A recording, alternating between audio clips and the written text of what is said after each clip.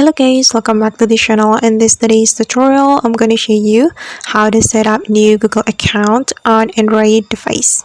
Okay, first of all, you can open your settings application on your Android phone, and then you're going to scroll down until you find accounts and backup setting. This one, tap on the setting and you're going to click on manage accounts. Okay, and then we can scroll down until we find the add account button. Tap on add account button. Then since we want to add a new Google account, we can tap on the Google option right here. Okay, and just wait for a moment guys, it's still loading. Okay, and here we can sign in with our Google account.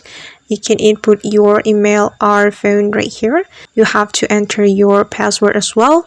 Then after that, you can click on next. But if you do not have Google account, you can click on create account right here to create your new Google account. Then after that, you just need to follow the instruction that your Android phone gives you. Alright guys, and that's how we can set up a new Google account on Android device. I hope this tutorial will be useful for you. Thank you so much for watching. And if you found this tutorial helpful, don't forget to hit the like button, leave your comments, and also subscribe to this channel. See you on the next video.